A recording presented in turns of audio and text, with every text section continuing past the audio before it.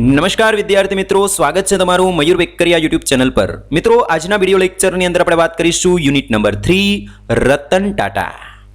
પિક્ચરની અંદર આપણે ઘણી વખત ડાયલોગ બોલતા સાંભળીએ કે ભાઈ ફેમિલી મેં ફેમિલી કપૂર ફેમિલી, પરંતુ આ યુનિટને સમજ્યા પછી તમે પણ બોલી ઉઠશો કે નહીં, ફેમિલી મેં ફેમિલી ટાટા ફેમિલી। જમશેદજી ટાટાથી શરૂઆત કરી અને રતન ટાટા સુધીનું જે આખું ટાટાનું જે લેગેસી છે, બરાબર, એમનું જે આખો હેરિટેજ છે, બહુ જ રસપ્રદ રીતે આ યુનિટની અંદર સમજાવવાનો પ્રયત્ન થયેલો છે। અને રતન ટાટાનું જીવન અને કવન, બરાબર, એમની લાઈફ સ્ટ્રગલ, આ બધી વસ્તુ છે એ આ યુનિટની અંદર આપણે ડિટેલ્સની અંદર સમજવાનો પ્રયત્ન કરીશું। તો યુનિટને આપણે ચાલુ કરીએ। આ યુનિટ છે એક એસેના ફોર્મની અંદર તમને આપેલું છે, બરાબર। એટલે અહીંયા તમને શરૂઆતમાં જ લખેલું તમને જોવા મળે છે એબાઉટ ધ એસે, બરાબર। તો એબાઉટ ધ એસેથી આપણે શરૂ કરીએ। The following essay recounts the life and accomplishment of Ratan Tata. તમને જે અહીંયા એસે આપવામાં આવેલો છે તે શું રિકાઉન્ટ્સ કરે છે, શું પ્રસ્તુત કરે છે, રજૂ કરે છે? The life and accomplishment of Ratan Tata, બરાબર। રતન ટાટા છે એમનું જીવન અને એમનું અકોમ્પ્લિશમેન્ટ, ધેટ મીન્સ કે તેમની સિદ્ધિઓ, બરાબર, એમને જે સક્સેસ મેળવેલી છે, બરાબર, એમને જે અચીવમેન્ટ મેળવેલા છે, જે સિદ્ધિઓ પ્રાપ્ત કરેલી છે, બરાબર, એમને અહીંયા રિકાઉન્ટ્સ કરવામાં આવેલી છે। હવે પ્રશ્ન એ છે કે રતન ટાટા કોણ છે? આપણે બધાને ખ્યાલ જ છે, પણ તેમ છતાંય અહીંયા એબાઉટ ધ એસેની અંદર આપેલું છે, તો આપણે સમજી લઈએ। ધ ફેમસ ઇન્ડિયન ઇન્ડસ્ટ્રીયાલિસ્ટ, બરાબર, ભારતના પ્રખ્યાત ઉદ્યોગપતિ, ઇન્ડસ્ટ્રીયાલિસ્ટ એન્ડ ફિલેન્થ્રોપિસ્ટ। ફિલેન્થ્રોપિસ્ટ એટલે દાનવીર, બરાબર। આપણે જોઈએ તો, આમ જોઈએ તો ઘણા બધા ભારતની અંદર બિઝનેસ તો બધા કરી જાણે, પરંતુ બિઝનેસ કર્યા પછી જેમની પાસેથી આપણે પ્રોફિટ મેળવેલો છે એવા જે કસ્ટમર છે, એવા જે લોકો છે, જે સોસાયટી છે, બરાબર, એમને પણ આપણે પાછું આપવું જોઈએ, એ પ્રકારની મેન્ટાલિટીની સાથે રતન ટાટા છે એ પોતે પોતાનો બિઝનેસ કરે છે, બરાબર। ટાંચણીથી ચાલુ કરી અને એરોપ્લેન સુધીની બધી જ વસ્તુ રતન ટાટા, દેટ મીન્સ કે ટાટા ગ્રુપ છે એ ડેવલપ કરે છે, બનાવે છે, બરાબર। એટલે ધનાઢ્ય કંપનીની અંદર એમનું સ્થાન હોવું જોઈએ, ટાટા કંપનીનું, પણ તેમ છતાંય આપણે બહુ જ રેર કેસની અંદર એવું સાંભળેલું હોય કે ભાઈ ટોપ 10 ની અંદર ટાટાનો સમાવેશ થયેલો છે કે નથી, મોટાભાગે ના જ હોય। શા માટે?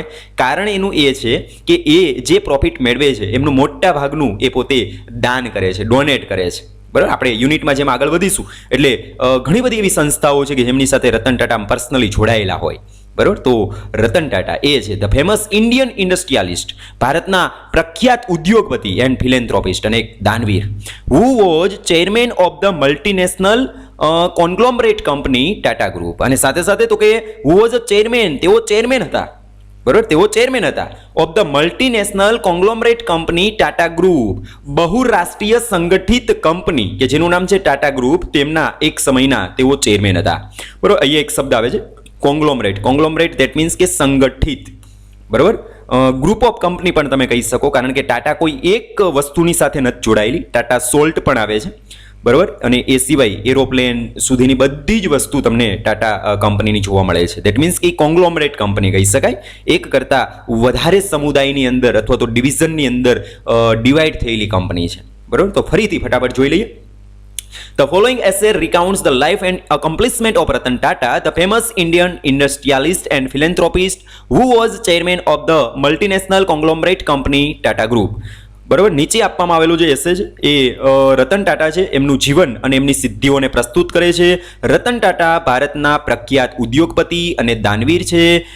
તેઓ એક સમયની બહુરાષ્ટ્રીય, મતલબ એક સમયે હતા, કંપની તો છે જ, પરંતુ એવો એક સમયે શું હતા તો કે બહુરાષ્ટ્રીય જે કંપની છે, સંગઠિત કંપની ટાટા ગ્રુપ, એમના એક સમયના તેઓ ચેરમેન હતા, બરાબર। હવે આપણે જે થોડા ડિફિકલ્ટ વર્ડ છે એમનો આપણે પરિચય લઈએ અને ત્યાર પછી યુનિટની અંદર આપણે આગળ વધીએ। તો ગ્લોસરી છે એમને જોઈ લઈએ। તો પહેલો જે વર્ડ આપેલો છે એશેલોન્સ। એશેલોન્સ એટલે શું થાય તો કે લેવલ, એક સ્તર, અથવા તો આપણે એને કહી શકાય rank in society or community.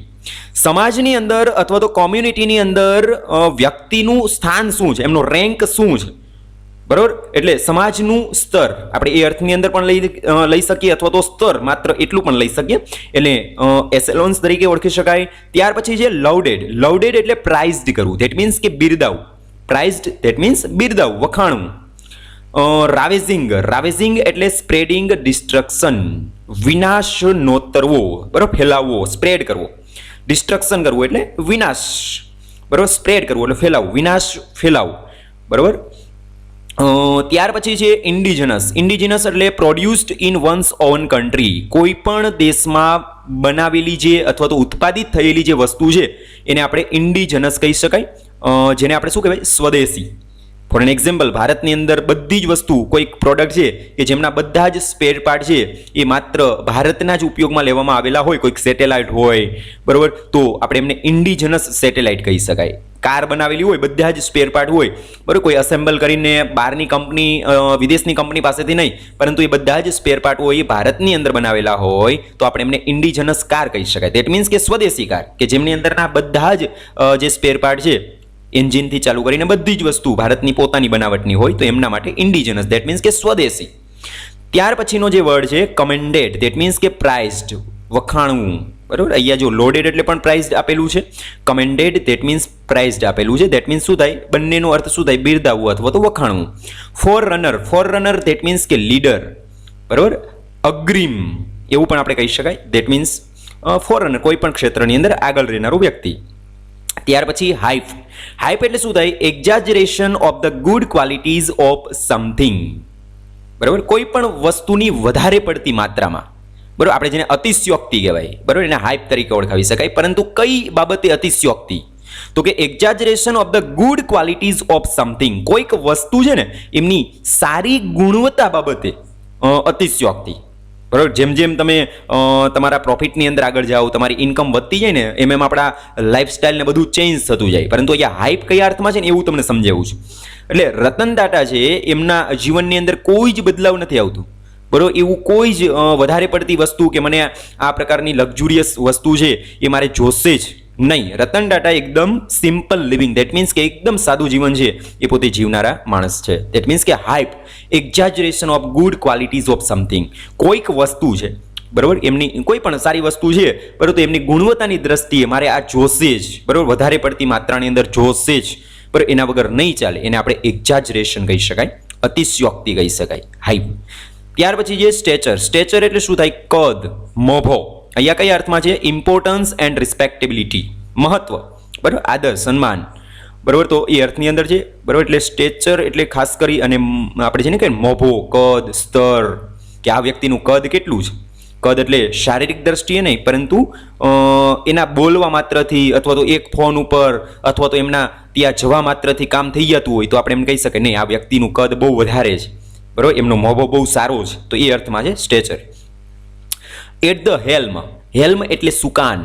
આપણે કહીને કે આ કંપનીનું સુકાન આ વ્યક્તિએ સંભાળ્યું, તો એટ ધ હેલ્મ, હાલમાં એ સુકાન સંભાળે છે. ઇન લીડિંગ પોઝિશન, બરાબર, લીડિંગ પોઝિશન ઉપર, મુખ્ય સ્થિતિ ઉપર કોણ છે તે, બરાબર. એટલે એ અર્થમાં છે કે ભાઈ ટાટાનું સુકાન છે એ જમશેદજી ટાટા પાસેથી રતન ટાટા છે A at the હેલ્મ, that means કે સુકાન સંભાળે છે, બરાબર. ત્યાર પછીનો વર્ડ છે મર્જ કરવું એટલે શું થાય, જોડવું, બરાબર. બે અલગ અલગ કંપની હોય તો આપણે એમને શું કર્યું કહેવાય, તો કે મર્જ કર્યું કહેવાય. આપણે ઘણી વખત ન્યૂઝપેપરની અંદર વાંચતા હોઈએ કે ભાઈ બે બેંક છે એમને મર્જ કરવામાં આવી. ઘણી વખત ટેલિકોમ્યુનિકેશનની અંદર આપણે વાત કરીએ તો ઘણી બધી એવી કંપનીઓ છે કે જે ઇન્ટરનેટ સર્વિસ આપણે પ્રોવાઈડ કરતી હોય, તો એ એકબીજાની સાથે મર્જ કરે, બરાબર. For an example Idea and Vodafone, તો એમને શું કહેવાય, તો કે બંને કંપનીએ મર્જ કર્યું, મતલબ એકબીજાની સાથે જોડાઈ ગઈ. તો મર્જ કરવું એટલે એકબીજાની સાથે સંકલન કરવું, જોડાઈ જવું. તો બ્રિંગિંગ ટુગેધર, એક સાથે આવવું, ઓફ ટુ સેપરેટ એન્ટિટીઝ, બે અલગ અલગ એન્ટિટીઝ. અહીંયા એન્ટિટી એટલે ખરેખર કોઈ પણ વસ્તુ, એને આપણે એન્ટિટી કહેવાય, બરાબર. તો અહીંયા ખાસ કરીને એન્ટિટી એટલે શું, તો કે યુઝ્યુઅલી કંપની. અહીંયા ખાસ કરીને કંપનીના અર્થની અંદર તમને એન્ટિટી આપેલું છે. અધરવાઇઝ એન્ટિટી એટલે શું થાય, તો કે કોઈ પણ વસ્તુને તમે એન્ટિટી કહી શકો, બરાબર. એટલે કોઈ પણ જે વસ્તુ હોય, બે અલગ અલગ કંપની, બરાબર, એમને આપણે એક સાથે લાવવી, એમને શું કર્યું કહેવાય, તો કે મર્જર કર્યું કહેવાય, જોડાણ કર્યું કહેવાય.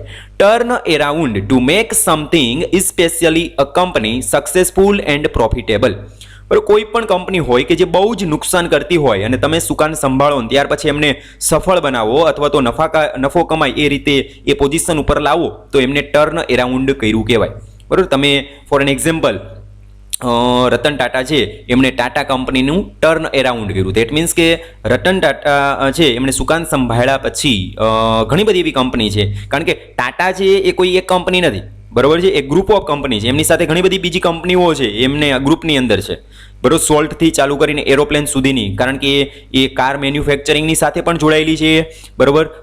તો એવી રીતે ઘણા બધા એવી સિક કંપની હોય, નુકસાન કરનારું ડિપાર્ટમેન્ટ હોય, તો એ રતન ટાટા છે પોતે એમને હેન્ડલ કરે છે. ત્યાર પછી એમને કઈ રીતે ટર્ન એરાઉન્ડ કરે છે, એમને સફળ બનાવે છે, પ્રોફિટેબલ વેની અંદર લઈ જાય છે, તો એ અર્થની અંદર આપેલું છે.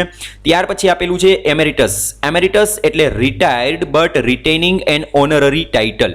કોઈ પણ વ્યક્તિ છે ને એ રિટાયર થઈ ગયો હોય પણ તેમ છતાંય રિટેન એટલે જાળવી રાખવું, ચાલુ રહેવું, એન ઓનરરી ટાઇટલ, માન સૂચક ટાઇટલ છે. દાખલા તરીકે રતન ટાટા છે એ ભલે 2012ના વર્ષની અંદર લગભગ બધા જ એક્ઝિક્યુટિવની અંદરથી એમણે પોતે શું કર્યું છે તો કે રિઝાઇન કરી દીધું છે, દેટ મીન્સ કે રિટાયર થઈ ગયા છે. પણ તેમ છતાંય આજે આપણે ટાટાનું નામ લઈએ તો ટાટાના ચેરમેન તરીકે કોનું નામ યાદ આવે છે તો કે રતન ટાટા. શા માટે?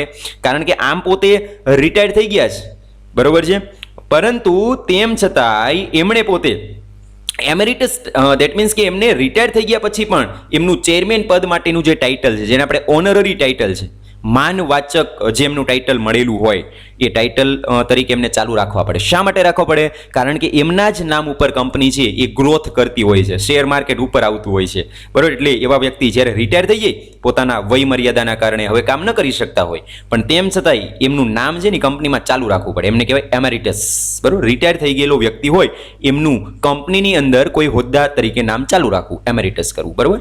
ત્યાર પછી level playing field. Level playing field એટલે શું થાય તો કે ફેર એન્ડ ઇક્વિટેબલ સર્ક્યુમસ્ટન્સીસ.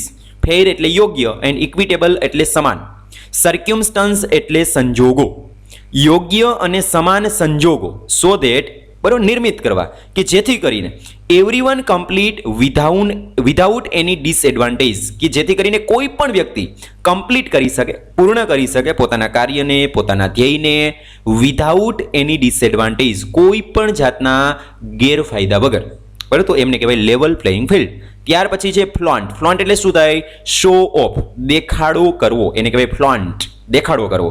ડિસ્પ્લે બ્લેટન્ટલી, અનશેમલી, બરોબર, બેશર્મ બની અને કોઈ પણ વાતનો તમે દેખાડો કરો, બરોબર, એમને ફ્લોન્ટ તરીકે લઈ શકાય. રતન ટાટા એવું માને છે કે ભાઈ તમે તમારી પાસે જેટલા પૈસા છે, મની પાવર છે, એમનો દેખાડો ન કરો, એ અર્થની અંદર આપેલું છે. ને લાસ્ટ પેરેગ્રાફ જ્યારે યુનિટ પૂરું થશે ને ત્યારે આ શબ્દ આવશે ફ્લોન્ટ, બરોબર. એટલે શું કહે? શો ઓફ કરવું, દેખાડો કરવો. ઘણા બધા વ્યક્તિ છે, બરોબર, એ માંડ બે પાંદડે થયા હોય તો પછી એમનું ફ્લોન્ટિંગ ચાલુ કરે, દેખાડો ચાલુ કરે કે મારી પાસે આટલા રૂપિયા છે, બરોબર. તો એ દ્રષ્ટિકોણથી રતન ટાટા કહે છે કે તમારે એનું ફ્લોન્ટિંગ નથી કરવાનું, એમનો દેખાડો શો ઓફ નથી કરવાનું, બરોબર. તો એ અર્થમાં છે. તો આ હતા બધા ડિફિકલ્ટ વર્ડ. હવે આપણે યુનિટની અંદર આગળ વધીએ છીએ. Ratan Tata, born 1937, is the adoptive great grandson of Tata group founder Jamsetji Tata. બરોબર, જો ખાસ ધ્યાન રાખજો, પેલો પેરેગ્રાફ છે એ થોડું કન્ફ્યુઝ કરે એવો છે, કારણ કે એમની અંદર મારે તમને રતન ટાટા છે એમની ફેમિલી સમજાવીશ, બરોબર. આગળ નેક્સ્ટ જે સ્લાઇડ હું તમને બતાવીશ એમની અંદર વ્યવસ્થિત મેં એમનું ડાયાગ્રામ્સની અંદર સમજાવેલું છે, ત્યાં તમને સરળતાથી સમજાઈ જશે. પરંતુ અહીંયા એમના થિયરિકલ બેઝ ઉપર આપણે સમજી લઈએ કે રતન ટાટા કે જેમનો જન્મ 1937ના વર્ષની અંદર થયેલો, 28 ડિસેમ્બર 1937, બરોબર. રિસેન્ટલી 28 ડિસેમ્બર છે એ તારીખ ગઈ, હમણાં જ એમનો જન્મદિવસ હતો. તો રતન ટાટાનો જન્મ 1937ના વર્ષની અંદર થયેલો. રતન ટાટા કોણ હતા તો ઇઝ ધ એડોપ્ટિવ ગ્રેટ ગ્રાન્ડસન. એડોપ્ટિવ એટલે દત્તક લેવામાં આવેલા, દત્તક લેવામાં આવેલા.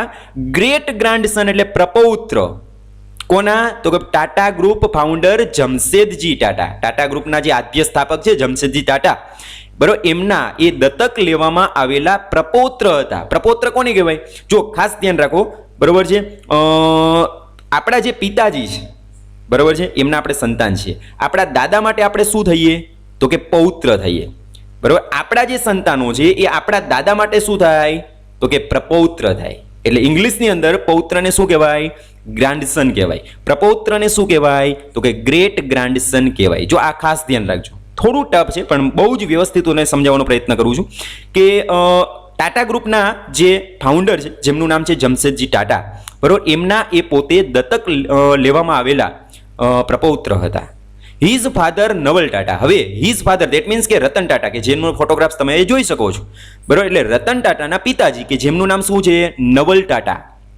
had been adopted from the family of a distant relative by Jamsetji's childless younger son, also named Ratan Tata, and his wife Nawazbai. ખાસ ધ્યાન રાખજો, હવે સમજવાની વસ્તુ અહીંયા છે કે રતન ટાટાના પિતાજી કે જેમનું નામ શું છે નવલ ટાટા.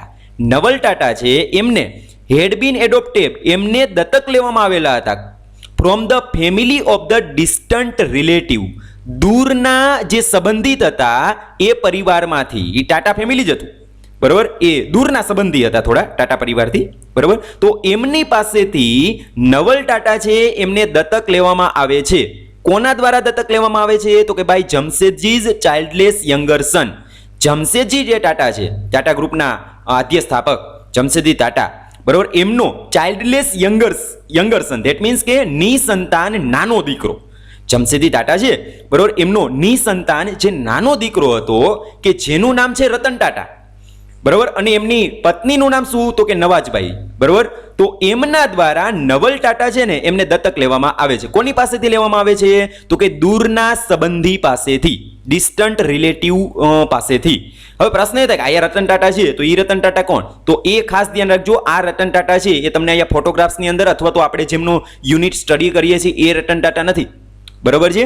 એટલે ખાસ ધ્યાન રાખજો, નવલ ટાટા છે એમના પિતાજીનું નામ પણ રતન ટાટા હતું અને નવલ ટાટા છે એમના સનનું નામ એટલે કે એમના દીકરાનું નામ પણ રતન ટાટા છે. એટલે અહીંયા મોટા ભાગે વિદ્યાર્થીઓ આ પેરેગ્રાફમાં કન્ફ્યુઝ થાય કે આ શું, અહીંયા રતન ટાટા આવે ને અહીંયા રતન ટાટા આવે છે, બરોબર. એટલે વધારે કન્ફ્યુઝ ન થતા આપણે સમજી લઈએ કે હિઝ ફાધર એટલે રતન ટાટાના પિતા કે જેનું નામ શું છે તો કે Naval Tata, had been adopted from the family of distant relative, એમને દૂરના કોઈક સંબંધિત હતા, બરોબર, એ પરિવારમાંથી એમને દત્તક લેવામાં આવે છે. કોના દ્વારા? તો કે જમશેદજી જે ટાટા છે એમનો જે નાનો દીકરો છે, યંગર સન છે કે જે નિસંતાન હતો, એમને દીકરા ન હતા, બરોબર. તો એમનું નામ શું હતું? તો કે એમનું નામ રતન ટાટા હતું અને એમની પત્નીનું નામ શું હતું? તો કે નવાજબાઈ. એટલે આ રતન ટાટા અને નવાજબાઈ છે એમના દ્વારા નવલ ટાટાને એડોપ્ટ કરવામાં આવે છે. નવલ ટાટા કોણ? તો કે રતન ટાટાના પિતા, બરોબર. ટાટાઝ પેરેન્ટ્સ, હવે આપણે જોઈએ રતન ટાટાના માતા પિતા, બરોબર. તો રતન ટાટાના માતા પિતાનું નામ શું? તો કે નવલ, બરોબર, નવલ ટાટા જે આપણે અહીંયા જોયું છે, બરોબર. Naval Tata and his first wife Sooni. Naval Tata છે એમના બે મેરેજ થાય છે, બે વખત લગ્ન થાય છે. સુનીની સાથે લગ્ન થાય છે અને 1940ની અંદર એમના છૂટાછેડા થાય છે, જે આગળ આવશે. અને ત્યાર પછી એમના બીજા લગ્ન કોની જોડે થાય છે? તો કે સિમોન જોડે થાય છે, જે અહીંયા છે, બરોબર. એટલે પ્રથમ જે ફર્સ્ટ વાઇફ છે એમનું નામ શું છે? તો કે સુની, અને સેકન્ડ વાઇફનું નામ શું છે? તો કે સિમોન, બરોબર. હવે આગળ જોઈએ, ટાટાઝ પેરેન્ટ્સ, રતન ટાટાના માતા પિતા કે જેમનું નામ છે Naval Tata and his first wife Sooni, અને તેમની પ્રથમ પત્ની કે જેમનું નામ છે સુની, એ બંને સેપરેટેડ ઇન ધ મિડ 1940, 1940ના વર્ષની અંદર બંને છૂટા થાય છે. ધેટ મીન્સ કે બંનેના ડાયવોર્સ થાય છે. વેન રતન વોઝ 7, અને જ્યારે એમના ડાયવોર્સ થાય છે, બંને જ્યારે છૂટા પડે છે ત્યારે રતન ટાટા છે એમની ઉંમર માત્ર ને માત્ર 7 વર્ષની હતી. એન્ડ ઇઝ યંગર બ્રધર, અને એમનો નાનો ભાઈ છે કે જેમનું નામ જીમી છે, એટલે જીમી ટાટા, બરોબર. એમની ઉંમર કેટલી હતી? તો કે જીમી વોઝ 5 years old. એ જીમીની ઉંમર છે એ 5 વર્ષની હતી. એટલે હવે આપણે સમજી શકાય કે નવલ અને એમની પત્ની એટલે કે નવલ ટાટા અને એમની પત્ની સુની ટાટા, બરોબર, આ બંને દ્વારા જે સંતાન પ્રાપ્તિ થઈ, બરોબર, એટલે બે દીકરા, એક રતન ટાટા અને જીમી ટાટા, આ બંને ખાસ ધ્યાન રાખજો, બરોબર. એટલે ત્યાર પછી 1940ના વર્ષની અંદર બંને છૂટા થઈ છે ત્યારે રતન ટાટા છે એમની ઉંમર 7 વર્ષની હોય અને જીમી ટાટા કે જેમનો રતન ટાટાનો નાનો ભાઈ છે એમની ઉંમર 5 વર્ષની હોય છે.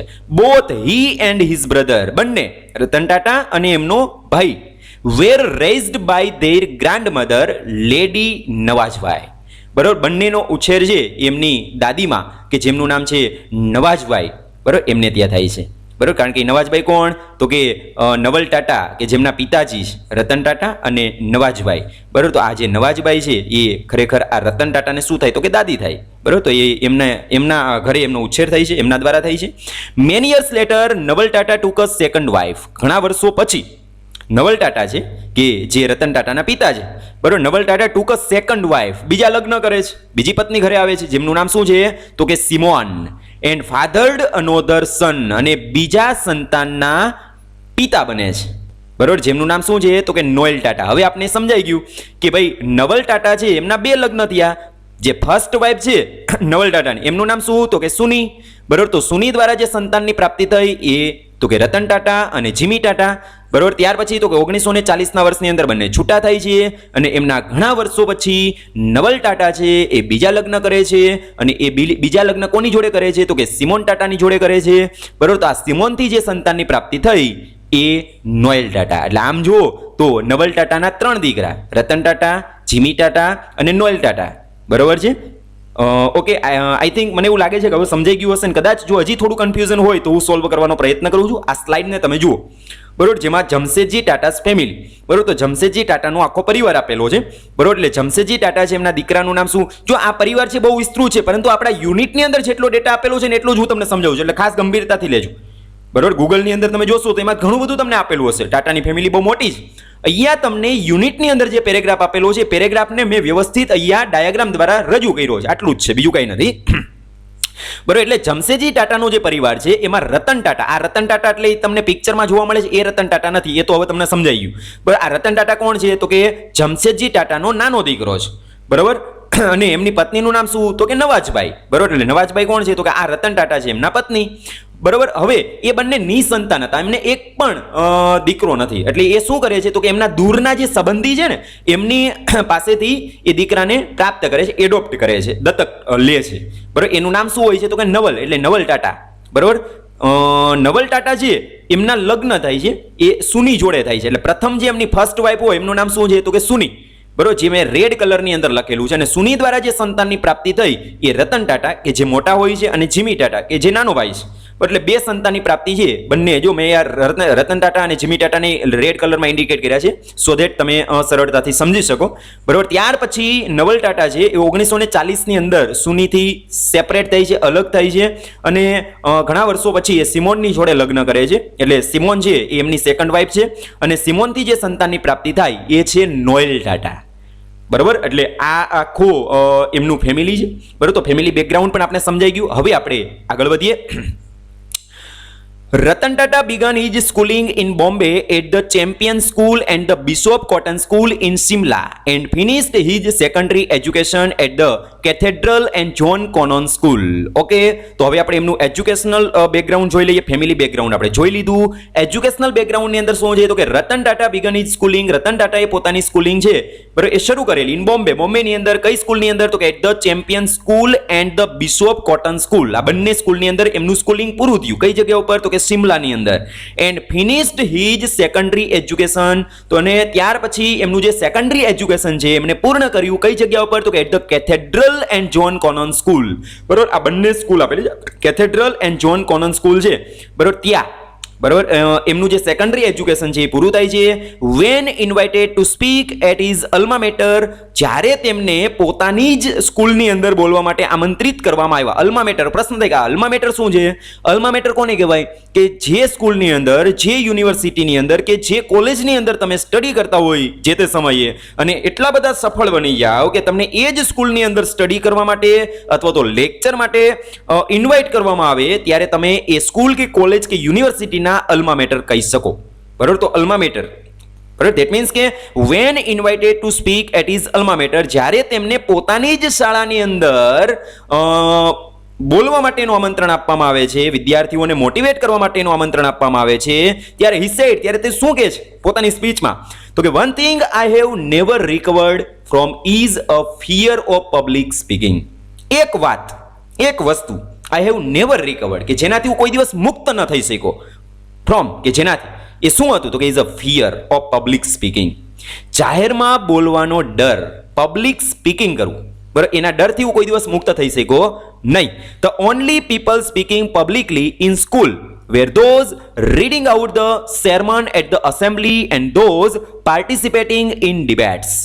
જે વિદ્યાર્થી, the only people, એવા લોકો કે જે સ્પીકિંગ પબ્લિકલી ઇન સ્કૂલ, કે જે શાળાકીય જીવનની અંદર જાહેરની અંદર બોલતા હતા એ લોકો વેર ધોઝ એવા હતા કે જે આજે રીડિંગ આઉટ ધ સર્મન, બરોબર, સર્મન એટલે ઉપદેશ, જે આજે ઉપદેશને વાંચી રહ્યા છે કઈ જગ્યા ઉપર તો કે એસેમ્બલી, બરોબર, વિધાનસભાની અંદર પહોંચ્યા છે, કે જે આમ સ્કૂલની અંદર હતા અને સ્કૂલની અંદર હતા અને ત્યારે પબ્લિક સ્પીકિંગ કરતા શાળાકીય જીવનની અંદર, એ આજે પોતે અસેમ્બલીની અંદર સરમેન્સ, ધેટ મીન્સ કે ઉપદેશ છે એમને વાંચી રહ્યા છે. And those participating in debates, બરાબર, અને ડિબેટ્સની અંદર પણ ભાગ લઈ રહ્યા છે, એટલે એ લોકો સફળ બન્યા. I was not among either, બરાબર છે, હું એમાંથી એક પણ નથી. દેટ મીન્સ કે હું વિધાનસભાનો પણ ઉપદેશવાચક નથી અને સાથે સાથે મેં ડિબેટ્સની અંદર પણ પાર્ટિસિપેટ નથી કર્યું. I was not among either nor was I into too many extra curricular activities, અને સાથે સાથે શિક્ષણેતર પ્રવૃત્તિઓની અંદર પણ મેં ભાગ લીધો નથી. એક્સ્ટ્રા કરિક્યુલર એક્ટિવિટીઝ, શિક્ષણેતર પ્રવૃત્તિઓ, બરાબર, એમની અંદર પણ હું ભાગ ન લેતો શાળાકીય જીવનમાં. ઇન દેટ, અને આવી રીતે I miss the full culture of cathedral and it's my loss, અને આવી રીતે કેથેડ્રલ જે મારી શાળા છે, સ્કૂલ છે, બરાબર, એમનું જે સંસ્કૃતિ છે, એમનું જે કલ્ચર છે, એને મેં આવી રીતે મિસ કરું છું, મેં આવી રીતે ગુમાવ્યું હતું.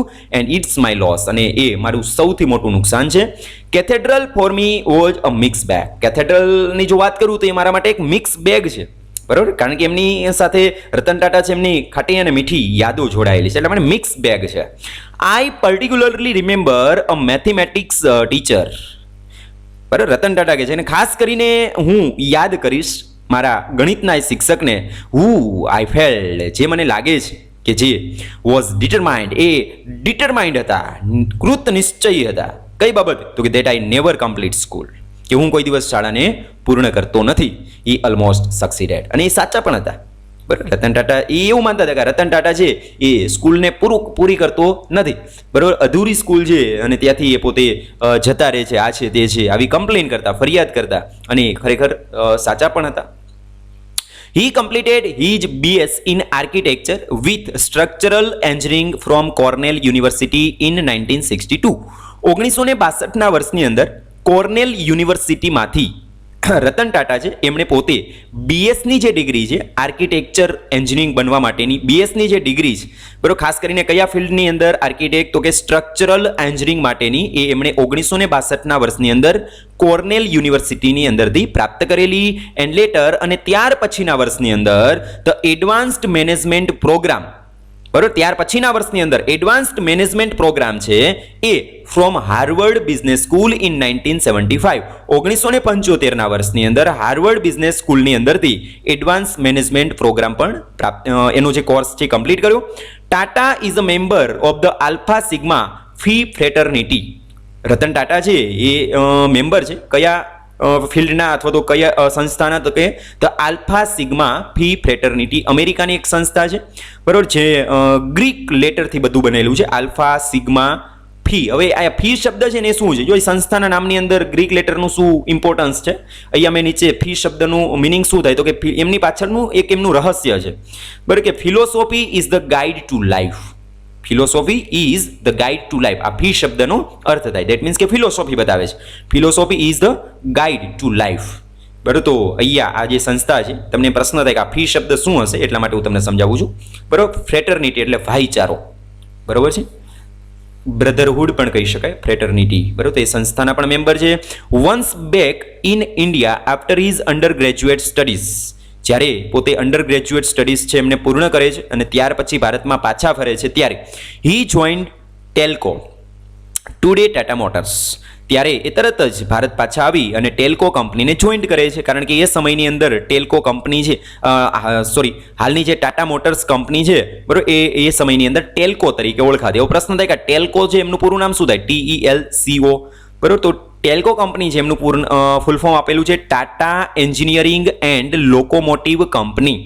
ખાસ ધ્યાન રાખજો, Tata Engineering and Locomotive company, બરાબર. ટેલ્કો, એક સમયની જે ટેલ્કો છે એ આજે ટાટા મોટર્સ તરીકે ઓળખાય છે, એમને જોઈન્ટ કરે છે. વિચ વોઝ મેન્યુફેક્ચરિંગ ઓટોમોબાઈલ્સ, કે જે ઓટોમોબાઈલ્સની સાથે જોડાયેલી છે, એટલે ઓટોમોબાઈલ્સનું મેન્યુફેક્ચરિંગ કરે છે. ઓટોમોબાઈલ્સ કોને કહેવાય? ધેટ બિલોંગ્સ ટુ વ્હીકલ્સ, કે જે વાહનની સાથે જોડાયેલું હોય એમને આપણે ઓટોમોબાઈલ્સ કહીએ છીએ, બરોબર. સૂન he was shifted two TISCO, અને ત્યાર પછી તરત જ ટેલ્કોમાંથી ટિસ્કો કંપનીમાં એ શિફ્ટ થાય છે. પ્રશ્ન થાય કે ટિસ્કો શું છે? તો ટિસ્કો એટલે Tata Iron and Steel Company. Tata Iron and Steel Company ટિસ્કોને જોઈન કરે છે, the flagship company of the Tatas. હવે ટિસ્કો શું છે? તો કે ટાટા જે ગ્રુપ છે ને એમની ફ્લેગશિપ કંપની, એટલે કે મુખ્ય કંપની, બરોબર છે. વર્ચસ્વ ધરાવનારી કંપની, મુખ્ય કંપની એવું કહી શકો. Which was in the domain of iron and steel manufacture. બરાબર, કે જે ડોમેઇન એટલે એમનો કાર્ય વિસ્તાર, એનું કાર્યક્ષેત્ર શું હતું? તો કે આયર્ન એન્ડ સ્ટીલ મેન્યુફેક્ચરિંગ કરવું. Ratan Tata began his career in the Tata Group in 1962. Ratan Tata છે એમણે ટાટા ગ્રુપની સાથેનું પોતાની જે કારકિર્દીની શરૂઆત છે એ 1962માં શરૂ કરેલી, 1962માં શરૂ કરેલી. He initially worked on the shop floor of Tata Steel. શરૂઆતના વર્ષની અંદર એ ટાટા સ્ટીલનો જે શોપ ફ્લોર છે ત્યાં એ પોતે કાર્ય કરતા, અને કાર્યમાં શું કરવાનું? 1962ના વર્ષની વાત છે, આપણે વિશ્વાસ પણ ના આવે, એકદમ સામાન્ય કર્મચારી જેવું કાર્ય કરતા. શોવેલિંગ લાઇમસ્ટોન, શોવેલ કરવું એટલે ખસેડવું, લાઇમસ્ટોન જે ચૂનાના ખડક હોય, બરોબર, એ પથ્થરને ખસેડવાનું કાર્ય કરતા. And handling the blast furnace, બરોબર, અને સંચાલન કરવું, હેન્ડલિંગ કરવું કેનું? ધ બ્લાસ્ટ ફર્નેસ, બરોબર. બ્લાસ્ટ ફર્નેસ, ફર્નેસ એટલે ભઠ્ઠી, બરોબર છે. બ્લાસ્ટ ફર્નેસ છે, બરોબર, એમનું હેન્ડલિંગ કરવાનું પણ કાર્ય કરતા, બરોબર. ત્યાર પછી ઓકે, આ જે વર્ડ્સ છે ડિફિકલ્ટ એ આપણે જોઈ લીધા. ફી એટલે philosophy is the guide to life. ટેલ્કોનું પૂરું નામ શું થાય? Tata Engineering and Locomotive Company. ટિસ્કોનું પૂરું નામ તો કે Tata Iron and Steel Company. Okay, આગળ વધીએ. He worked at Tisco plant at Jamshedpur for 6 years, during which time he learned both the technical aspect of the company's product and the corporate values of the Tata Group. બરોબર. ત્યાર પછી શું કીધું છે કે he worked at the Tisco plant. એ પોતે TISCO plant છે ત્યાં કાર્ય કરતા. કઈ જગ્યા ઉપર? તો કે જમશેદપુરની અંદર. કેટલા વર્ષ સુધી? તો કે for 6 years, 6 વર્ષ સુધી ત્યાં કાર્ય કર્યું. અને એ 6 વર્ષનો બહોળો અનુભવનો લાભ શું મળ્યો? તો કે during which time, એ સમય દરમિયાન he learned both, આ 6 વર્ષના સમય દરમિયાન એ બે વસ્તુને શીખા. the technical aspect of the company's product, કંપનીની જે પ્રોડક્ટ છે, બરોબર, એમની તકનીકી પાસાને પોતે સમજતા ત્યાં. And the corporate values of the Tata group, અને ટાટા ગ્રુપ છે એમનું કોર્પોરેટ વેલ્યુઝ છે, બરોબર, કે ભાઈ કંપની તરીકે એમના મૂલ્ય શું હોય, બરોબર, કે માત્ર પ્રોફિટ કમાવાનું જ ના હોય, સમાજ પાસેથી એ કમાણી કરે છે, બરોબર, પ્રોફિટને અર્ન કરે છે, તો એ સમાજને એમને કંઈક આપવું પડે, બરોબર. આ માઇન્ડની અંદર એમને વિચાર આવે છે. એટલે આ બે વસ્તુ છે કે જે technical aspect of the companies product and the corporate values of the Tata group. In 1968, Ratan Tata was shifted back to Bombay to assume a more senior position within the group. 1968ના વર્ષની અંદર રતન ટાટા વોઝ શિફ્ટેડ, રતન ટાટા છે એ પોતે shift થાય છે કઈ જગ્યા ઉપર? તો કે બેક ટુ બોમ્બે, ફરીથી પાછા બોમ્બે જાય છે. ટુ એઝ્યુમ, એવું વિચારીને, a more senior position within the group, કે એમને ગ્રુપની અંદર કોઈક સિનિયર પોઝિશન આપવામાં આવશે. અને ડેફિનેટલી એમના કાર્યને જો એને મેનેજમેન્ટ ટીમ છે એ આપે પણ છે. He was given a charge of 2 sick companies in the Tata group, બરોબર. He was given a charge, તેમને ચાર્જ આપવામાં આવે છે, એમને ઇન્ચાર્જ બનાવવામાં આવે છે. કોના? તો કે 2 સિક કંપનીઝ, બે વધારે પડતી જે નફો નથી કમાતી એવી કંપનીનું ચાર્જ એમને આપણે. સિક એટલે બીમાર થાય, આપણે જેમ કે માંદી કંપની, બરોબર, તો એ કંપનીના અર્થમાં છે, એટલે એ શબ્દ થોડો બંધ બેસતો ન લાગે, એટલે નુકસાન કરનારી કંપની છે એમનો ચાર્જ એમને આપવામાં આવે છે, બરોબર. કઈ બે કંપની? તો કે Nelco and central India textile. Nelco and central India textile છે, બરોબર, એમનો ચાર્જ એમને આપવામાં આવે છે, બરોબર. નેલ્કો આઈ થિંક હું શ્યોર નથી, પરંતુ એમનું ફૂલ ફોર્મ છે national radio and electronics company, એવું કંઈક થાય છે, બરોબર. Nelco and central India textile, આ બંને કંપની જે સિક કંપની હતી એ સમયની અંદર, અને એમનો ચાર્જ છે રતન ટાટાને હેન્ડઓવર કરવામાં આવે છે. It was a difficult experience for him, એમના માટે આ ખરેખર ખૂબ ડિફિકલ્ટ એક્સપિરિયન્સ હતો, પણ તેમ છતાં હી managed a turn around in both companies within a few years. પણ તેમ છતાં એ પોતે પોતાની કોઠાસૂઝ દ્વારા, પોતાની મેનેજમેન્ટ સ્કિલ દ્વારા એ પોતે એમને મેનેજ કરે છે, અને સાથે સાથે ટર્ન એરાઉન્ડ એટલે કે પ્રોફિટ પણ મેળવતી કંપની બનાવે છે, બરોબર, સફળ બનાવે છે. Turn around in both companies, બંને company within a few year, થોડા જ વર્ષની અંદર એ કંપનીને સફળ બનાવે છે. This experience strengthen him immensely, અને આ જે અનુભવ છે એ એમને ખૂબ શું કરે છે? સ્ટ્રેન્થન કરે છે, મજબૂત બનાવે છે, બરોબર. ઇમેન્સલી એટલે પુષ્કળ પ્રમાણની અંદર. And he was now ready to take on larger responsibilities, અને ત્યાર પછી હાલમાં તે પોતે તૈયાર રહેતા, બરોબર, કઈ બાબતે? તો કે વધારે ને વધારે જવાબદારીને ઉઠાવવા માટે. He had also left an enduring mark on the seniors in Tata's management team. He had also left એટલે છોડવું, એન્ડ્યુરિંગ માર્ક, એન્ડ્યુરિંગ એટલે ડ્યુરેબલ, ટકાઉ, ભૂસી ન શકાય તેવું, માર્ક એટલે નિશાની, બરોબર. તે કોઈ દિવસ ભૂસી ન શકાય એ પ્રકારની છાપ છોડે છે. કેમના ઉપર? તો on the seniors in the Tata management team, Tata કંપનીની જે મેનેજમેન્ટ ટીમ છે, સિનિયર ટીમ, બરાબર, એમના માઇન્ડની અંદર એ પોતે અમિટ છાપ છે, એન્ડ્યુરિંગ માર્ક છે, એમને છોડે છે. His perseverance and hard work bore fruit when he was made chairman of Tata Industries in 1981. 1981ના વર્ષની અંદર જ્યારે રતન ટાટા છે એમને ટાટા ઇન્ડસ્ટ્રીઝના ચેરમેન બનાવવામાં આવે છે, ત્યારે એ એમનું ખંત, પરસિવરિયન્સ, દેટ મીન્સ કે ખંત એન્ડ હાર્ડવર્ક એટલે એમનો સખત પરિશ્રમ, પુરુષાર્થ, બરોબર, બોર ફ્રૂટ દેટ મીન્સ કે એમને સારા ફળ આપે છે, બરોબર, બેરનું બોર, બેર એટલે ધારણ કરવું, બરોબર, ધરાવવું એટલે કે સારા ફળ રળી અને એને આપે છે, બરોબર. એટલે 1981ના વર્ષની અંદર એ પોતે એમના ચેરમેન બને છે. He took over from JRD Tata, બરોબર, તે જેઆરડી ટાટા પાસેથી સ્થાનને મેળવે છે. એટલે he took over from JRD Tata, that means કે તેઓ જેઆરડી ટાટા છે એમની પાસેથી હવાલો સંભાળે છે. Who was now 78 years old, એટલે કે જેઆરડી ટાટા છે, બરોબર, એ 78 વર્ષના હતા. And was slowly moving towards retirement, અને તેઓ હવે રિટાયરમેન્ટ તરફ આગળ વધી રહ્યા હતા. This move create waves in the world of business, અને આ જે આખી મૂવમેન્ટ થઈ કે ભાઈ જેઆરડી ટાટા છે એ હવે રતન ટાટાને હવાલો આપે છે, એટલે રતન ટાટા છે એ હવે ટાટા ગ્રુપના ચેરમેન કહેવાશે. અને જેવા જ સમાચાર છે એ બધે ફેલાણા, એટલે શું થયું તો કે ધીસ મૂવ, આ ક્રિયા ક્રિએટેડ વેવ્સ, મોજા ઉત્પન્ન કરે, વેવ્સ એટલે મોજા, ક્રિએટ એટલે ઉત્પન્ન કરે છે, in the world of business, વ્યવસાયની દુનિયાની અંદર. વ્યવસાયની દુનિયાની અંદર આમ બધું આ સમાચાર છે એ વાયુ વગે આમ પ્રસરી જાય છે કે ભાઈ રતન ટાટા છે, બરોબર, એમણે ટાટા ગ્રુપનો હવાલો સંભાળ્યો છે, જેઆરડી ટાટા છે હવે રિટાયરમેન્ટનું વિચારે છે. એટલે બધાને વિચાર લાગ્યો કે આ રતન ટાટા કઈ રીતે હેન્ડલ કરી શકશે, બરોબર, બધાને એવું થાય છે જેઆરડી ટાટા જેવું હેન્ડલિંગ નહીં કરી શકે, મેનેજમેન્ટ નહીં કરી શકે, એવું વિચાર આવે છે. એટલે આગળ જોઈએ. Ratan was being held as the heir apparent of the Tata empire. Ratan Tata was being held, બરોબર, હેલ્ડ એટલે બિરદાવવામાં આવે છે, બરોબર, એમને બિરદાવવામાં આવતા હતા as the heir apparent. Heir apparent એટલે વારસદાર, બરોબર, of the Tata empire. Tata સામ્રાજ્યના એક વારસદાર તરીકે રતન ટાટા છે એમને બિરદાવવામાં આવ્યા કે નહીં, કઈ વાંધો નહીં, રતન ટાટા છે એ જો હવાલો સંભાળતા હોય તો અમને સ્વીકાર્ય છે, બધા એક્સેપ્ટ કરે છે. But Ratan's period of victory was also laced with grief. પરંતુ રતન ટાટા જ પીરિયડ ઓફ વિક્ટરી એટલે કે રતન ટાટાનો આ જે વિક્ટરીનો જે સમય હતો was also laced with grief. A grief એટલે વ્યથા, દુઃખ, દર્દ, એનાથી લેસ્ડ એટલે ઘેરાયેલો હતો, બરાબર. એટલે સફળતા હતી પણ સફળતાની સાથે સાથે તો કે દુઃખ પણ એમની જાણે કે પાછળ જ આવતું હોય, બરાબર, એવી રીતે પાછળ જ આવતું હતું. શું બન્યું એવું તો કે his mother was diagnosed with terminal cancer. એમની માતા છે એમને કેન્સર ડિટેક્ટ થાય છે, ડાયગ્નોઝ થાય છે, બરોબર, એમનું નિદાન થાય છે કે ભાઈ એમની માતા છે એમને કેન્સર છે, ડાયગ્નોઝ થવું એટલે નિદાન કરવું. Ratan immediately flew with her to New York for her treatment. Ratan Tata છે એમની માતાની સાથે ન્યુયોર્કની અંદર જાય છે એમની ટ્રીટમેન્ટ કરાવવા માટે. હી સ્ટેડ વિથ હર, એ તેણીની સાથે એટલે કે એમની માતાની સાથે રોકાય છે ફોર 4 months, 4 મહિના સુધી. ટીલ શી લોસ્ટ, અને ત્યાં સુધીમાં she lost the battle to the ravaging disease, બરાબર, ravaging disease, ravaging that means ત્રાસદાયક, ડિસીઝ એટલે રોગ. આ જે કેન્સરનો ત્રાસદાયક રોગ છે એમની સાથેની બેટલ, એમની સાથેનું જે યુદ્ધ છે એ એમની માતા હારી જાય છે અને એમની માતાનું અવસાન થાય છે.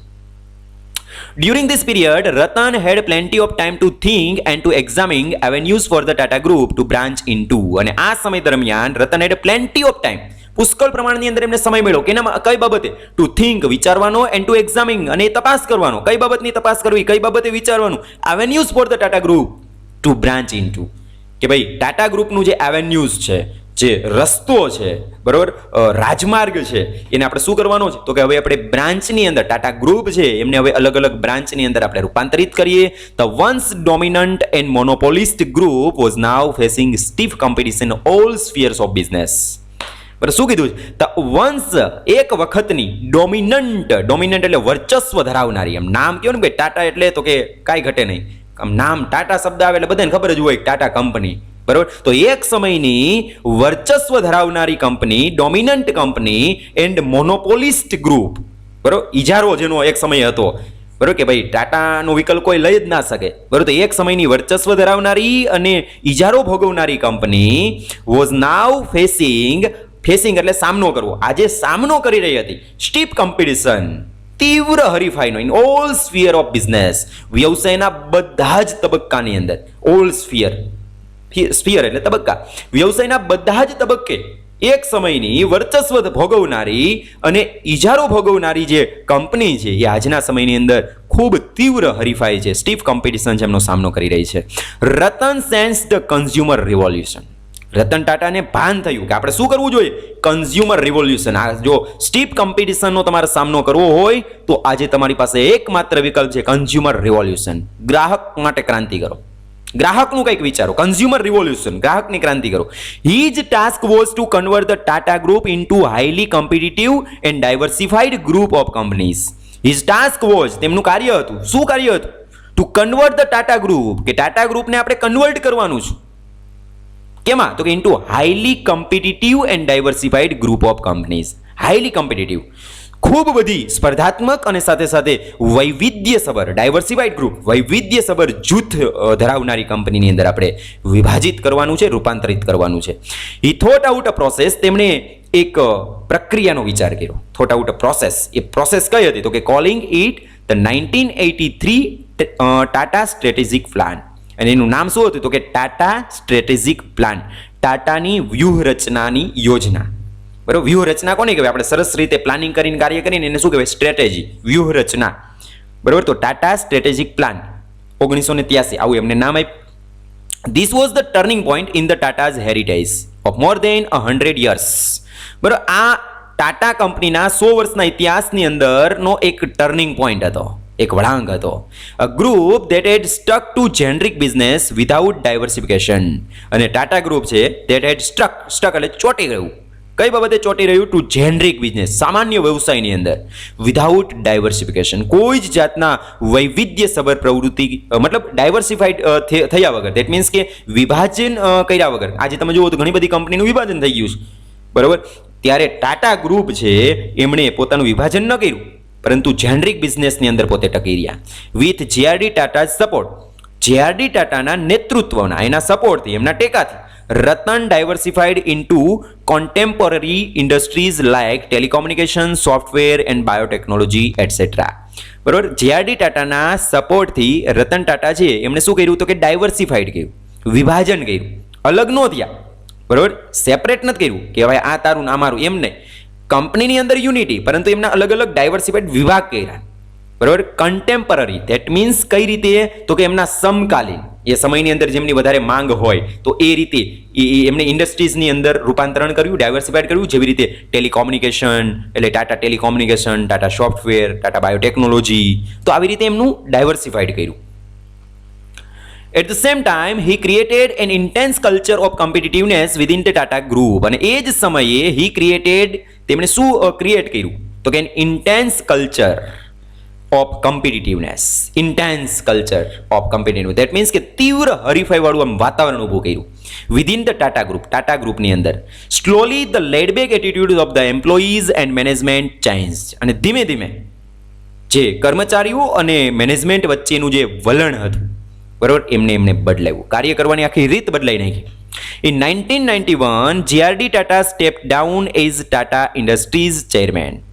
બરાબર, જેઆરડી ટાટા છે એ 1991ના વર્ષની અંદર સ્ટેપ ડાઉન થાય છે, બરાબર, છોડી દે છે ટાટા ઇન્ડસ્ટ્રીઝના ચેરમેન પદને. કઈ રીતે છોડે છે? તો કે નેમિન રતન એઝ હિઝ સક્સેસર. બરાબર, ને નામ આપે છે કે વારસદાર તરીકે, સક્સેસર તરીકે, બરાબર, અનુગામી તરીકે, આપણે જેને સક્સેસર એટલે અનુગામી તરીકે રતનનું નામ આપી અને જેઆરડી ટાટા 1991ના વર્ષની અંદર ટાટા ઇન્ડસ્ટ્રીઝ છે એમના ચેરમેન પદેથી ખસી જાય છે અને રતન ટાટાનું એમને એમના સક્સેસર બનાવે છે, એમના અનુગામી બનાવે છે. બરાબર, એટલે બધો જ હવાલો હવે કોના ઉપર આવે છે? તો કે રતન ટાટાના સિરે આવે છે. He was criticised for lacking experience in running a company at the scale of Tata Industries. શરૂઆતના વર્ષની અંદર હી વોઝ ક્રિટિસાઇઝડ, એમની બહુ જ નિંદા થઈ. કેના કઈ બાબતે? તો કે ફોર લેકિંગ એક્સપિરિયન્સ, અનુભવના અભાવ માટે. લેક એટલે આપણે જેને કહેવાય ખામી, ઉણપ, એક્સપિરિયન્સ એટલે અનુભવ. તો અનુભવની ઉણપના કારણે કે ભાઈ આની પાસે ક્યાં અનુભવ છે? કઈ બાબતે? તો કે રનિંગ કંપની, કંપનીને ચલાવવા બાબતનો at the scale of Tata industries, કે જે અત્યાર સુધી ટાટા ઇન્ડસ્ટ્રીઝ જે પ્રકારના સ્કેલ ઉપર પ્રોફિટ મેળવતી, તો એ સ્કેલ ઉપર રતન ટાટા છે એ પોતાના અનુભવનો અભાવ છે એટલા માટે નહીં મેળવી શકે. તો આવી રીતે લોકો એમને ક્રિટિસાઇઝ કરતા, એમની જે મેનેજમેન્ટ ટીમ હતી એમને ક્રિટિસાઇઝ કરતી. પરંતુ હવે જુઓ, અંડર રતન ટાટા જે સ્ટુઅર્ડશીપ સ્ટુઅર્ડશિપ એટલે કારભારી.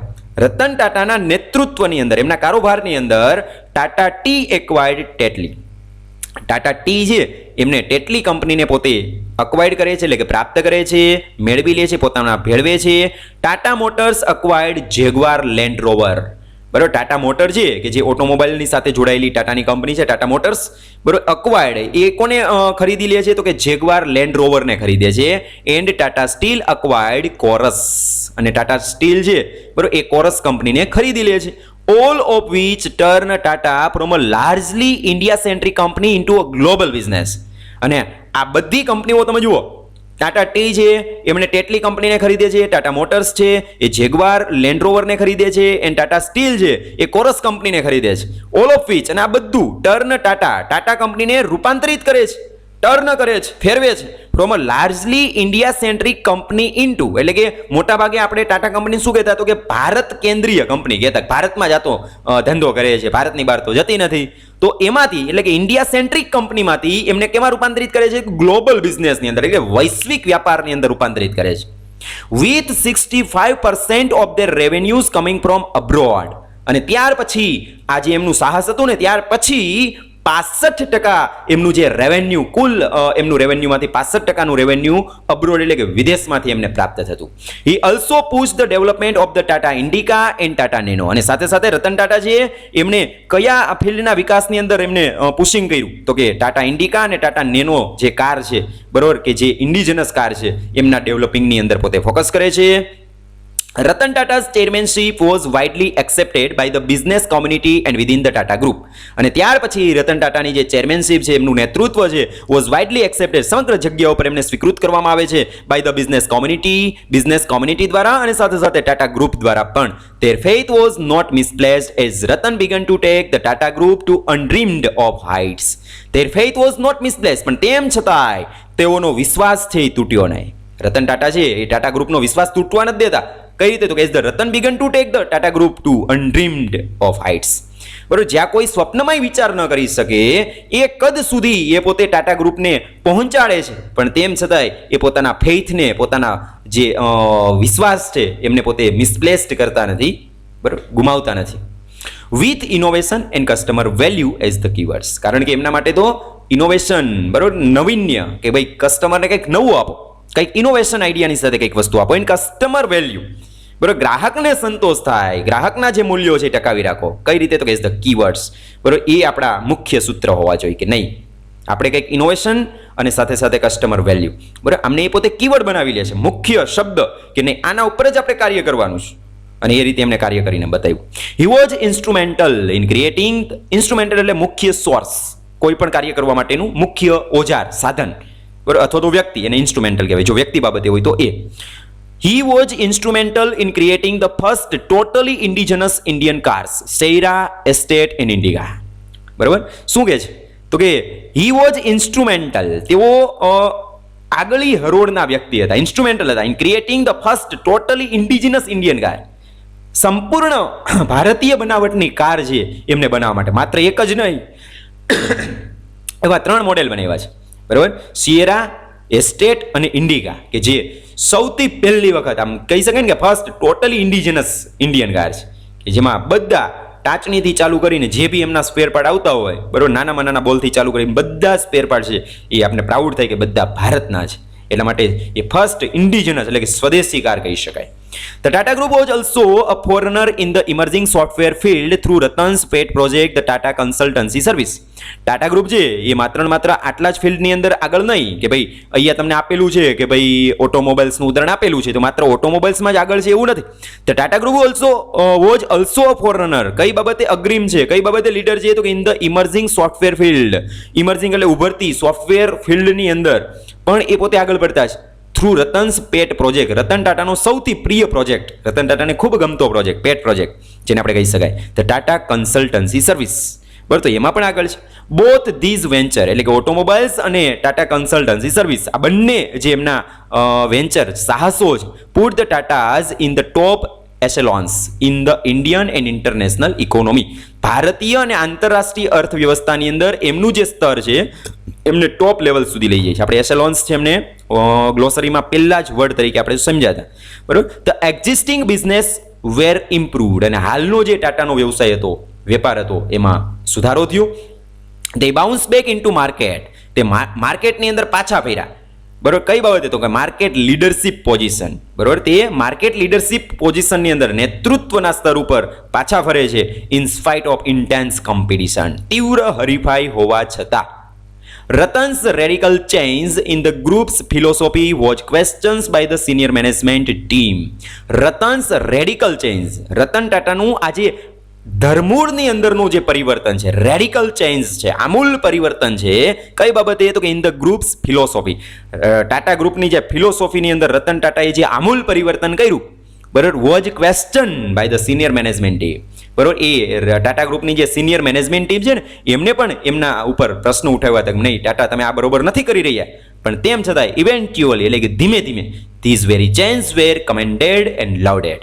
અને ત્યાર પછી ધીમે ધીમે રતન ટાટા દ્વારા જે રેડિકલ ચેન્જ કરવામાં આવે છે, બરાબર, એમને કમેન્ડેડ, દેટ મીન્સ કે એમને બિરદાવવામાં આવે છે, એમને પ્રાઇઝડ કરવામાં આવે છે. એટલે કમેન્ડેડ અને લોડેડ બંનેનો અર્થ એક જ થાય, પ્રાઇઝડ, બિરદાવવું, વખાણવું.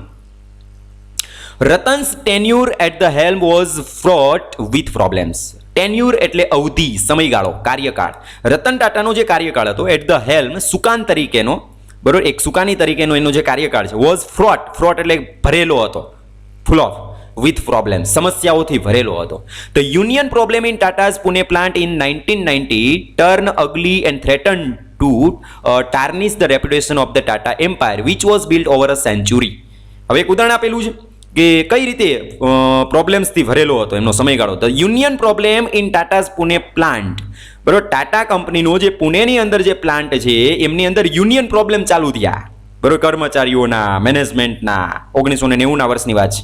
ટર્ન અગલી એન્ડ થ્રેટન, અને એમણે અગલી, દેટ મીન્સ કે બહુ જ ભયાનક રૂપ ધારણ કર્યું, બરોબર. થ્રેટનેડ એન્ડ ટાર્નિશ, ટાર્નિશ એટલે બટ્ટો લગાડ્યો, બરોબર છે, ડાઘ લગાડ્યું. The reputation of the Tata's empire, reputation એટલે પ્રતિષ્ઠા, મોભો, કીર્તિ, બરોબર, પ્રતિષ્ઠા કેની? તો of the Tata empire, Tata સામ્રાજ્યની. ટાટા સામ્રાજ્યની જે રેપ્યુટેશન છે, જે નામના જ એમને બટ્ટો લગાડ્યો. Which was build over a century, જે રેપ્યુટેશન છે એમને કમાવતા સેન્ચુરી એટલે કે 100 વર્ષ થયા હતા. એ માત્ર ને માત્ર 1990ના વર્ષની અંદર એક એવી ઘટના બની, બરોબર, કઈ જગ્યાએ? તો કે પુણેમાં, કે જેમાં યુનિયન પ્રોબ્લેમ્સ ચાલુ થવાના કારણે ટાટા છે એમની રેપ્યુટેશનને બટ્ટો લાગે છે. પછી શું થાય? બટ રતન સ્ટૂડ અપ, પરંતુ રતન ટાટા ઉભા રહ્યા એન્ડ ફોટ, અને એમની સામે લડ્યા, બરોબર, ઝઝુમ્યા એન્ડ વોન, અને જીતા.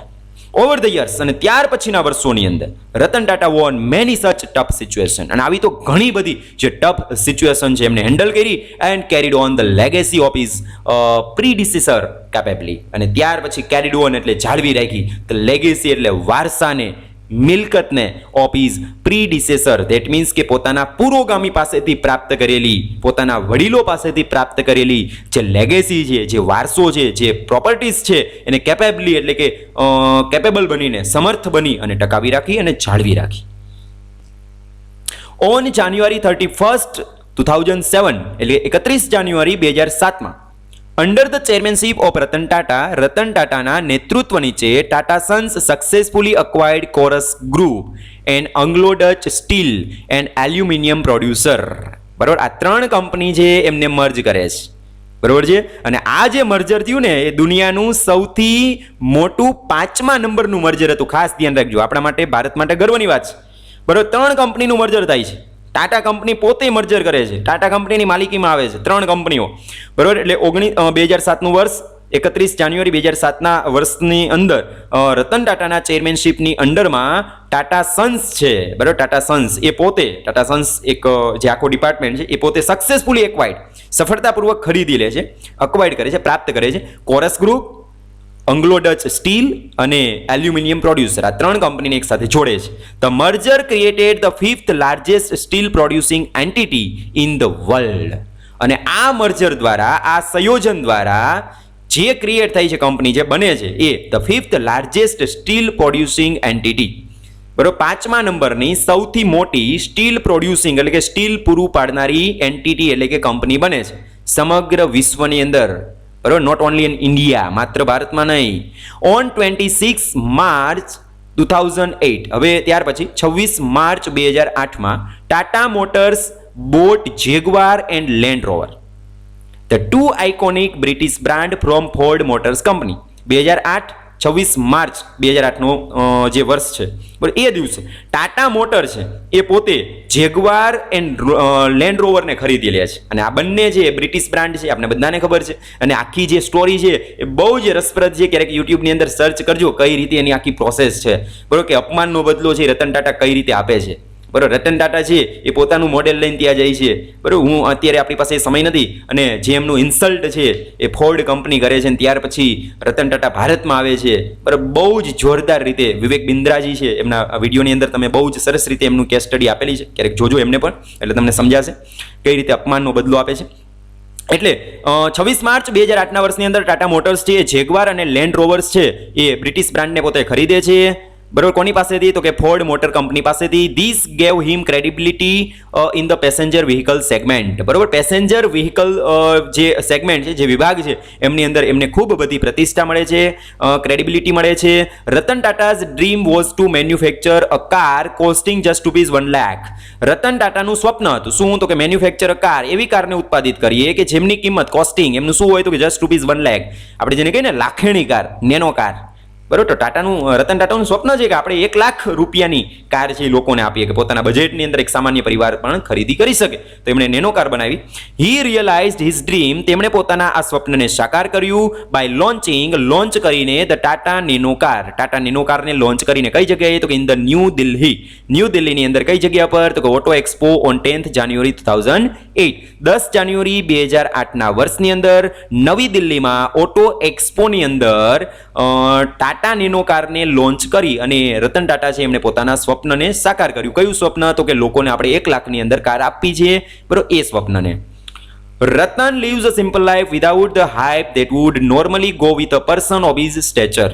રતન ટાટા જે એકદમ સાદું જીવન જીવી રહ્યા હતા, વિધાઉટ ધ હાઇપ, કોઈ પણ જાતની ઘેલછા વગર, કોઈ પણ જાતની હાઇપ વગર, that wood normally go with a person, કે જે સામાન્ય રીતે આ સ્ટેચરના, આ કદના જે લોકો હોય, બરાબર, આટલો બધો પૈસો કમાનાર વ્યક્તિ હોય તો એમના જીવનની અંદર સામાન્ય રીતે ઘણી બધી એવી ખેલછા હોય, હાઇપ હોય, પરંતુ રતન ટાટાની અંદર જોવા મળતી નથી. His vision to steer each of the Tata group companies towards growth. Ratan ટાટાનું વિઝન શું છે? તો કે સ્ટીયર એટલે દોરી જવું. Each of the Tata group's company, Tata ગ્રુપની જેટલી પણ કંપનીઝ છે એમને દોરી જવી, ટુવર્ડ્સ ગ્રોથ, વિકાસ તરફ લઈ જવી, and profit has come true, બરોબર, અને નફો કમાવો. Ratan Tata retired from all executive responsibility in the Tata group on 28 December 2012. 28 ડિસેમ્બર 2012ના વર્ષની અંદર રતન ટાટા છે એ રિટાયર થાય છે. કઈ જગ્યાએથી? તો ઓલ એક્ઝિક્યુટિવ રિસ્પોન્સિબિલિટીઝ, બધા જ વહીવટી જવાબદારીમાંથી એ પોતે મુક્ત બને છે ટાટા ગ્રુપમાંથી 28 ડિસેમ્બર 2012ના વર્ષની અંદર. હવે પ્રશ્ન છે કે 28 ડિસેમ્બર જ શા માટે? તો કે which was also his 75th birthday, કારણ કે એ એમનો 75મો જન્મદિવસ હતો. બરોબર, હી સક્સીડેડ બાય સિરસ મિસ્ત્રી, એ પોતે સિરસ મિસ્ત્રી છે એમને સક્સીડેડ કરે છે, દેટ મીન્સ કે એમને અનુગામી બનાવે છે. હવે પ્રશ્ન છે કે સિરસ મિસ્ત્રી કોણ છે? The 44-year old son of Pallonji Mistry. બરોબર, એ પાલોનજી મિસ્ત્રી છે એમના 44 વર્ષનો એમનું સંતાન છે. And managing director of Shapoorji Pallonji group, અને શાપુરજી પાલોનજી ગ્રુપના એ પોતે એમડી છે, મેનેજિંગ ડિરેક્ટર છે. બરોબર, એટલે રતન ટાટા પછી એ જે કાર્યભાર સંભાળે છે એ કોણ છે? તો કે Cyrus Mistry. Ratan Tata is currently the chairman emeritus of Tata Sons, Tata Motors and Tata Steel. હાલમાં રતન ટાટા છે ટાટા સન્સ, ટાટા મોટર્સ અને ટાટા સ્ટીલ છે એમના રિટાયર થઈ ગયા પછીના એ એમના જેનું ટાઇટલ મળેલું છે એમેરિટસ છે, દેટ મીન્સ કે હાલમાં પણ એમના ચેરમેન છે. He is also the chairman of the main 2 Tata trust, Sir Dorabji Tata and allied trust and Sir Ratan Tata trust. બરોબર, સાથે સાથે હાલમાં તેઓ બીજી બે અન્ય સંસ્થા જેમનું નામ છે chairman of the main 2 Tata trust, જેમનું નામ છે સર દોરાબજી ટાટા. બરોબર, Sir Dorabji Tata and allied trust, આખી સંસ્થા છે આ એક, અને બીજી સર રતન ટાટા ટ્રસ્ટ. આ બંને સંસ્થાના પોતે હાલમાં ચેરમેન છે, which together hold 66% of shares in the group holding company Tata Sons. બરાબર, એટલે ટાટા સન્સની અંદર જેમનું 66% શેરનું વર્ચસ્વ ધરાવે છે એવી આ બે ઉપરની સંસ્થાઓ છે અને એમના ચેરમેન એટલે Ratan Tata. Ratan Tata is serve in various capacities in organisation in India. Ratan Tata છે એમણે સેવા આપેલી છે ઇન વેરિયસ કેપેસિટીઝ, અલગ અલગ સંસ્થાઓની અંદર, બરાબર, અલગ અલગ જે ઓર્ગેનાઇઝેશન છે એમની અલગ અલગ વિભાગો કેપેસિટીઝની અંદર એમણે સંસ્થા આપેલી છે ભારતમાં એન્ડ અબ્રોડ અને વિદેશમાં પણ. He is a member of the prime ministers council on trade and industry. સાથે સાથે વડાપ્રધાનની જે ઓફિસ છે, બરાબર, પીએમઓ, તો એ ઓફિસની અંદર ટ્રેડ એન્ડ ઇન્ડસ્ટ્રીઝ જે વિભાગ છે એમના કાઉન્સિલ ડિપાર્ટમેન્ટની અંદર છે, બરાબર, કે કોઈક જગ્યાએ વ્યાપાર સંબંધિત નિર્ણય લેવાના હોય ત્યારે મોટાભાગે જે બી પીએમ હોય એ અલગ અલગ જે દેશના અગ્રીમ ઉદ્યોગપતિ હોય એમની સાથે બેઠક કરી નિર્ણય લેતા હોય તો એમના એ પોતે મેમ્બર છે. Is on the board of governance of the East West Center, the advisory board of R&D's Center for Asia Pacific Policy and serve on the programme board of the Bill and Melinda Gates Foundation's India AIDS Initiative. સાથે સાથે તો કે is on the board of governance, સાથે સાથે board of ગવર્નન્સનો એક હિસ્સો છે કઈ જગ્યાએ તો કે ઈસ્ટ વેસ્ટ સેન્ટરમાં, બરોબર. The advisory board of R&D centre, advisory બોર્ડના પણ મેમ્બર છે કઈ જગ્યાએ, કઈ કંપનીના તો કે R&D સેન્ટરમાં ફોર એશિયા પેસિફિક પોલિસી, બરોબર, એશિયા પેસિફિક પોલિસી માટે and serves on the programme board the Bill and Melinda Gates Foundation's India AIDS Initiative. અને સાથે સાથે એમણે સેવા આપેલી છે કયા પ્રોગ્રામ અંતર્ગત તો કે board of the Bill and Melinda Gates. Bill ગેટ્સને આપણે બધા ઓળખીએ છીએ, માઇક્રોસોફ્ટના ઓનર, ચેરમેન, એમની પત્નીનું નામ છે મિલિન્ડા. તો Bill and Melinda Gates foundation છે કે જે પણ રતન ટાટાની જેમ જ સારું કાર્ય, અને એ પણ એક ફિલેન્થ્રોપિસ્ટ છે, દાનવીર છે કે જેમણે પોતાની મોટા ભાગની પ્રોપર્ટીઝ છે એમને ડોનેટ કરેલું છે. તો એમના ફાઉન્ડેશનની અંદર પણ પોતે પ્રોગ્રામનો એક હિસ્સો છે. કઈ બાબતે તો કે ઇન્ડિયાઝ એઇડ્સ ઇનિશિયેટિવ, કારણ કે બિલ એન્ડ મિલિન્ડા ગેટ્સ માત્ર અમેરિકા માટે જ નહીં સમગ્ર વિશ્વ માટે કાર્ય કરે છે. તો એમાં ભારત માટે જે એઇડ્સ ઇનિશિયેટિવ્સ છે, દેટ મીન્સ કે એઇડ્સ જે રોગ છે, બરાબર, એમનું અટકાવવા માટેની જે પહેલ કરવામાં આવે છે તો એમની જે ફંડ છે એમને પ્રોવાઈડ કરવા માટે અને એમના એઇડ્સ માટેના જે કાર્ય કરવા માટે જે બી ફંડ પ્રોવાઈડ કરવામાં આવે છે, જે પ્રોગ્રામ ચાલે છે એમનો પણ રતન ટાટા એક હિસ્સો છે. રતન ટાટાઝ ફોરેન એફિલિએશન્સ ઇન્ક્લુડ, હવે રતન ટાટા છે એમનું ફોરેન એફિલિએશન એટલે જોડાણ, માત્ર ને માત્ર એવું નથી કે ભાઈ ભારતની અંદર જે કાર્ય કરે છે, બરાબર, વિદેશની સાથેનું પણ એમનું જોડાણ છે. એમની અંદર જો આપણે વાત કરીએ તો ઇન્ક્લુડ કઈ વસ્તુનો સમાવેશ કરી શકે તો કે membership of the international advisory board, બરાબર, એમને એક મેમ્બરશિપ મળેલી છે, સભ્યપદ મળેલું છે કઈ જગ્યાએ તો કે ઇન્ટરનેશનલ એડવાઇઝરી બોર્ડની અંદર. કઈ જગ્યાનું તો કે ધ મિત્સુબિશી કોર્પોરેશન છે, બરાબર, એમના ઇન્ટરનેશનલ એડવાઇઝરી બોર્ડ્સના એ પોતે મેમ્બર છે. ધ અમેરિકન ઇન્ટરનેશનલ ગ્રુપના પણ પોતે મેમ્બર છે. જેપી મોર્ગન ચેઝ એન્ડ બુઝ અલેન હેમિલ્ટનના પોતે મેમ્બર છે.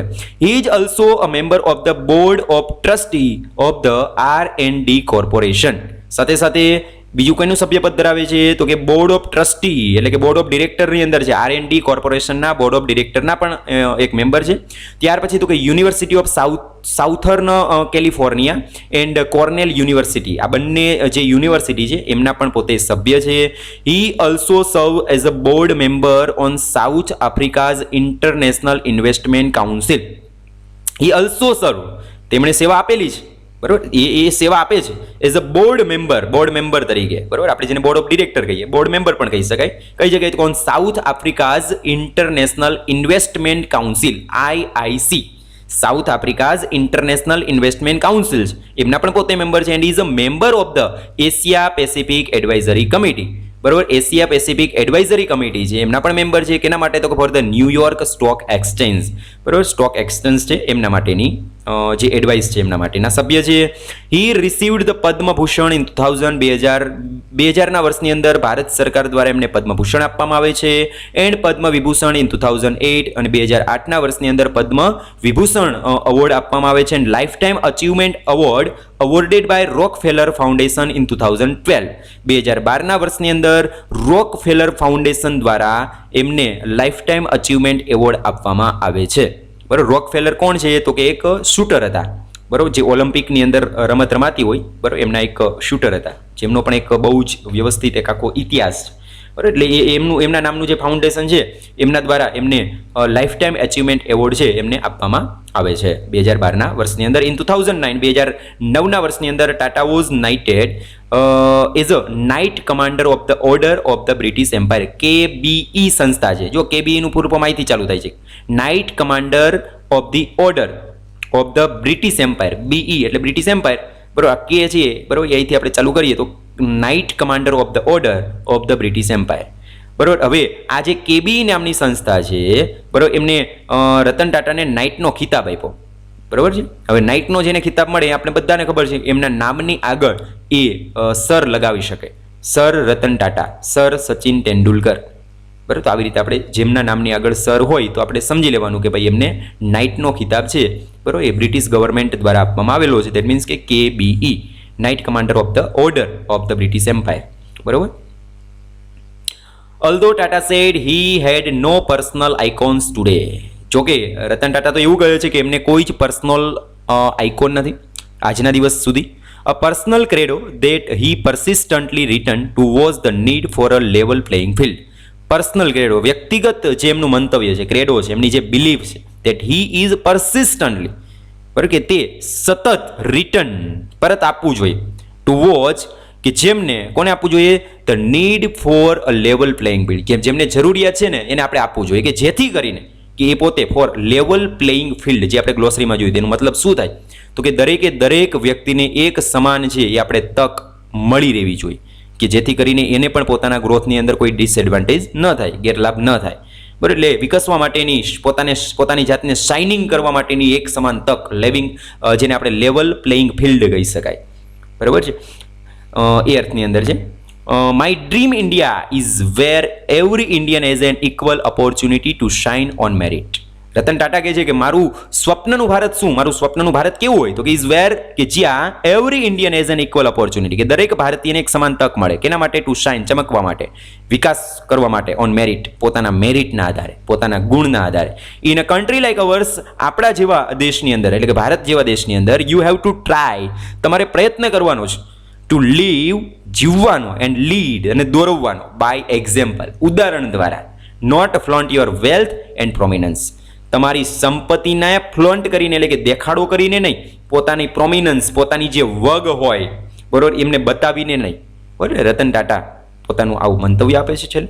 તો આશા રાખું છું કે તમને આ વિડીયો છે એ સમજાઈ ગયો હશે. કોઈક જગ્યાએ ભૂલ થઈ ગઈ હોય તો પ્લીઝ મને માફ કરજો.